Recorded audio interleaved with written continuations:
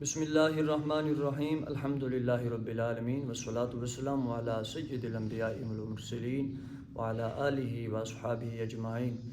پیارے عزیزو، آج میں آپ لوگوں کے سامنے بخاری اور مسلم میں مذکور ایک ایسا ایمان افروز واقعہ پیش کرنے لگا ہوں جو ہمیں صبر بھی سکھائے گا، جو ہمیں توکل علی اللہ بھی سکھائے گا، جو ہمیں والدین کے حقوق کے بارے میں بھی سکھائے گا، اور اللہ تعالیٰ پر بھروسہ کرنے، اور یہ کہ وَتُعِزُّ مَن تَشَاءُ، اللہ جسے عزت عطا فرماتا ہے اسے کوئی رسوا نہیں کر سکتا۔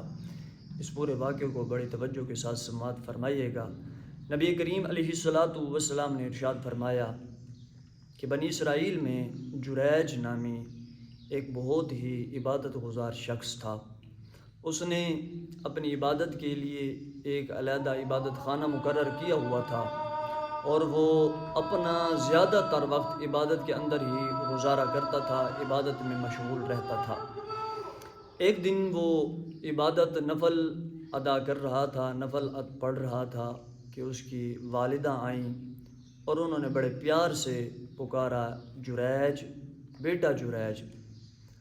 تو جریج جو تھے وہ نفل نماز ادا کر رہے تھے، نماز پڑھ رہے تھے۔ انہوں نے اپنی والدہ کی آواز تو سن لی، لیکن انہوں نے نماز کو نہ چھوڑا، وہ نماز پڑھتے رہے۔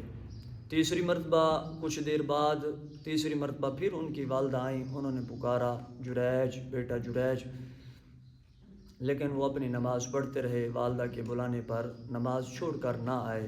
تو اس وقت ان کی والدہ نے دعا کی، اور دعا کے اندر کیا الفاظ تھے؟ اے اللہ، اسے اس وقت تک موت نہ دینا جب تک یہ بدکار عورتوں کا منہ نہ دیکھ لے۔ اللہ اکبر۔ والدہ نے یہ دعا کی تو میرے پیارو، کچھ عرصہ گزرنے کے بعد ایک بدکار عورت تھی، اس نے اپنی بدکاری کو چھپانے کے لیے جو اس نے بچہ پیدا کیا، لوگوں نے پوچھا یہ کس کا بچہ ہے؟ تو اس نے کہا کہ یہ جریج کا بچہ ہے۔ لوگ بڑے آگ بگولا ہوئے، بڑے غصے میں آئے، جا کے جریج کو پکڑا، اس کے عبادت خانے کو گرا دیا، جریج کو مارا پیٹا۔ تو جریج نے اس کا جواب کوئی نہ دیا۔ تو جریج نے وضو کیا، وضو کرنے کے بعد نفل پڑھے، نفل پڑھنے کے بعد رب سے مدد مانگی، اور جریج نے کہا کہ وہ بچہ جو یہ عورت کہہ رہی ہے، اس بچے کے پاس مجھے لے چلو۔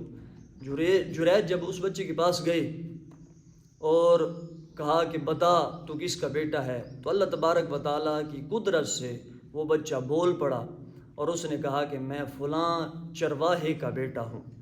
تو لوگ جو مارنے پیٹنے والے تھے اور جریج کو جناب انہوں نے تکلیف دی، مارا پیٹا، وہ بڑے شرمندہ ہوئے، انہیں اپنی غلطی کا احساس ہوا، اور انہوں نے کہا کہ اے جریج، ہم آپ کا عبادت خانہ تعمیر کر دیتے ہیں اور سونے کا بنا کے دیتے ہیں۔ جریج نے کہا سونے کا نہ بنا دو، جو میرا پہلے مٹی والا تھا مجھے وہی بنا دو۔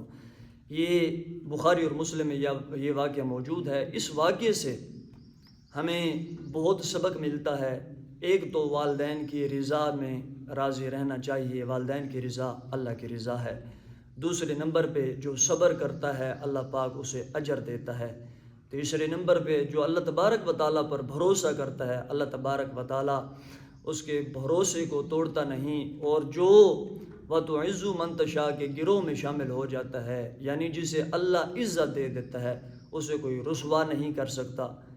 چوتھے نمبر پہ یہاں سے کرامت بھی ثابت ہو گئی کہ اللہ کے جو ولی ہوتے ہیں ان کی کرامت بھی حق ہوتی ہے، کہ انہوں نے بچے کو کہا کہ بول، تو اللہ کی قدرت سے وہ بچہ بولنے لگا۔ نو مولود بچہ تھا، تازہ پیدا ہوا تھا وہ بچہ بولنے لگا۔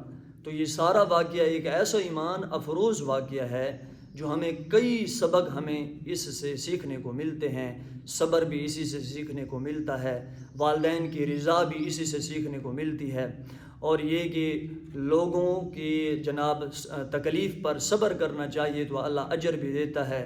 اور یہ بھی ہمیں سیکھنے کو ملتا ہے کہ اللہ والوں کو اللہ کی طرف سے آزمائشیں آتی رہتی ہیں، اور ان پر صبر کرنا یہ اللہ والوں کا کام ہوتا ہے، اور پھر مقام کو مزید بڑھا دینا میرے رب العالمین کا کام ہوتا ہے۔